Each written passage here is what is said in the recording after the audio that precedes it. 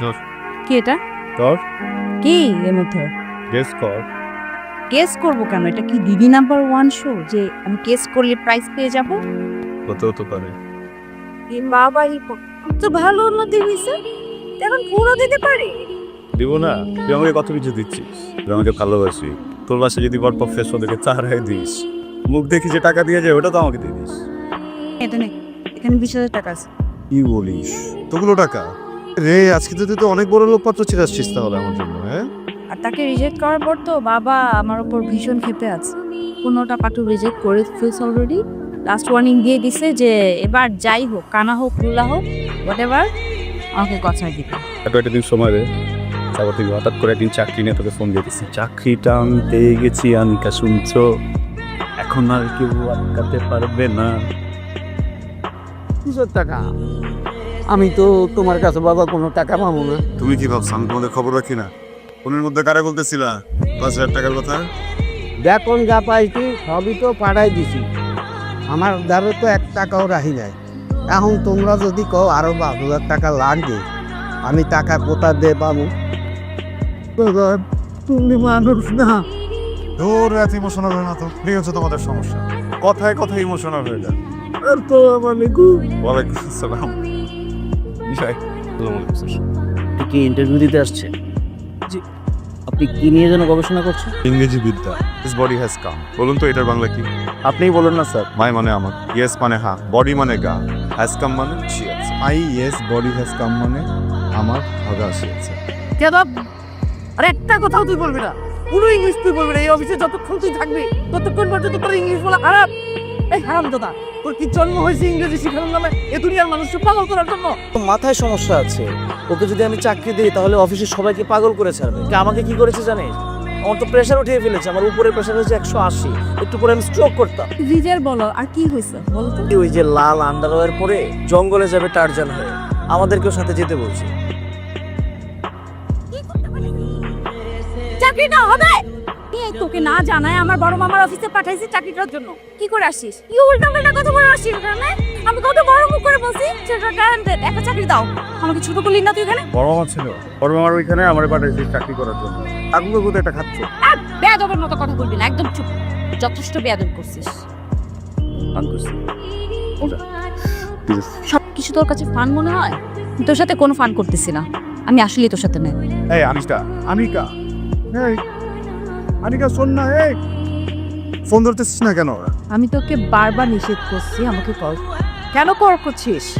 আরে বাবা, আমি তো এখানে দাঁড়ায় দেখতে পারতেছি যে তুই কাঁদতেছিস। আমার চোখে পানি এত সস্তা না। তোর চোখের পানি যে তোমরা কোথায় পাও? এত কান্না করতে গিয়ে আসে বুঝছো? আমার কোনো কষ্ট নাই, কোনো দুঃখ নাই, মৃত্যু সাথে যখন খারাপ লাগে হাসি, যখন ভালো লাগে তখন খুশি, বুঝছো না? মানে একটু বাইরে এত রাতে কই যাবা? বাপ মেয়ে একসাথে ঘুরবো, চল না ওটু। কোথায় যাচ্ছি বল? খান ইমরানের মনে করে যেটা মনে মানুষের কাছ থেকে ছলনা করে বিভিন্নভাবে টাকা নিয়ে সেই টাকা আমি তোর কাছে দেই, তোর হাতে দেই যেন তুই একটা চাকরি করিস। তুই সেই টাকাগুলা তুই ভিখারিদের মধ্যে বিলায় বেড়াস, ফুর্তি করিস ওদের সাথে। কেন? অভুক্ত মানুষগুলোর মুখে খাবার তুলে দেওয়ার যে শান্তি, তা আমি প্রাসাদে বসাতে বুঝবি। এই শহরে জীবনের মূল সঙ্গ কি জানিস? প্রতারণ। তুই জানিস আমি এখনো শিম গাছের স্বপ্ন দেখি, দুটো বীজের উপর ভর করে 1000 মাইল উড়ে গিয়ে স্বাধীনতার স্বপ্ন দেখি। এভাবে আজকে তোকে আমি বিয়ে করব, থাকবে না কোনো দুঃখ, কষ্ট, বৃথা, প্রতারণা, কোনো যন্ত্রণা। যেখানে থাকবে শুধু তুই আর আমি। মামি, আরে তুই কেমন আছো? ভালো আছে, আয় ভিতর আয়।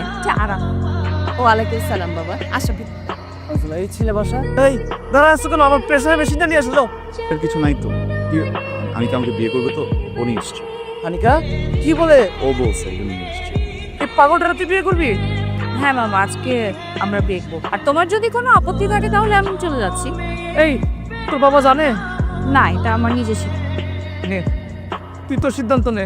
তবে আমি এই ছেলের আমার অফিসে চাকরি দিতে পারবো না।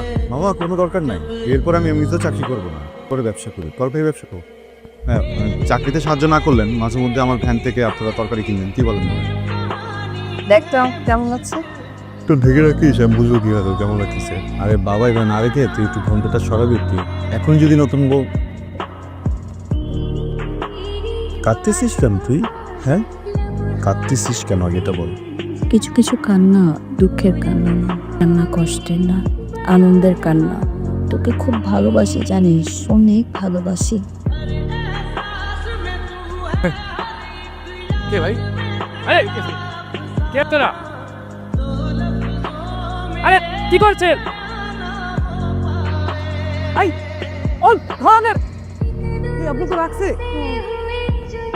আল্লাহর অশেষ রহমত যে আপনার কোনো সিরিয়াস ইনজুরি হয়নি and you are out of danger নাও।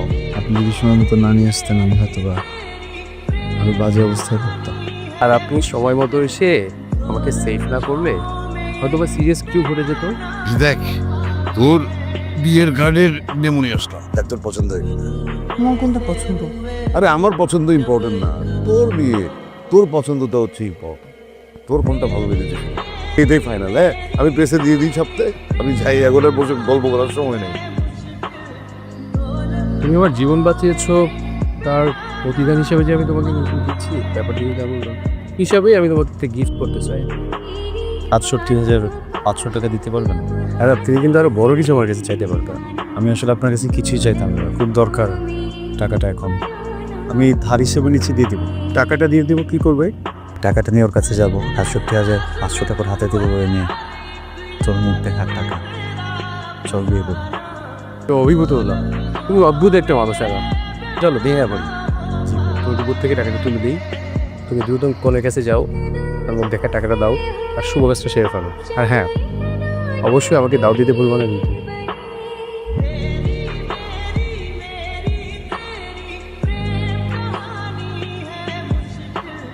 তুমি এখানে কেন এসেছো? এই বাড়িতে কি চাও তুমি? বাবা আসতে তো, আজকেও আমাদের গেস্ট। আমি না কখনো কল্পনা তো ভাবিনি ওর পাশে আমি ছাড়া অন্য কেউ বসবে। ৬৭,৫০০ এই টাকাটার জন্য সবসময় পালা যেতাম, বুঝছিস? এটার জন্য আসতে দেরি হচ্ছিল, বুঝছিস? যেদিন এই টাকাটা অ্যারেঞ্জ করতে পারবো তোর কাছে আসবো, বিয়ে করে ফেলবি, ভালোবাসাগুলো তোর হাজবেন্ডকে দিস, ভালো থাকিস। তুমি এখানে? ওই থেকে বুঝছিলাম না মুখ দেখতে যাব, এসে নিজে বিমুখ পেয়ে গেছি। আজ আমি আপনাদের সবাইকে ভূত মানুষের সাথে পরিচয় করি। তো ব্যাংকের দারোয়ান যখন তার মেয়ের বিয়ের জন্য ছুটি পায় না, গ্রামের অসহায় মেয়েটা যখন তার বাবার জন্য প্রতীক্ষায় বসে থাকে, এই মানুষটা তো বৃদ্ধ লোকের ডিউটি ড্রেস করে ডিউটি করে নেয়। তার মুখে হাসি বোঝে। বলতে দাও না। আজ আমাদের শহরে যখন সবাই তাদের জীবন নিয়ে ব্যস্ত, তাদের যান বাঁচাতে ব্যস্ত, তখন এই লোকটা তার নিজের জীবনের পরোয়া না করে আমাকে ছিনতাইকারীর হাত থেকে বাঁচায়। এখন বলে না কেউ দিবেন আপনার মেয়ের হাত ওর হাতে? আমার মনে হয় তোমার মুখ দেখার টাকা কিছুটা কম আছে। আরব তোমাকে শুধু আসলটা দিয়েছে, সুদটা দেয়নি। বাকি ২,৫০০ টাকা দিয়ে বরাবর সত্য করে দিলাম। এখন বলো, তুমি রাজি তো?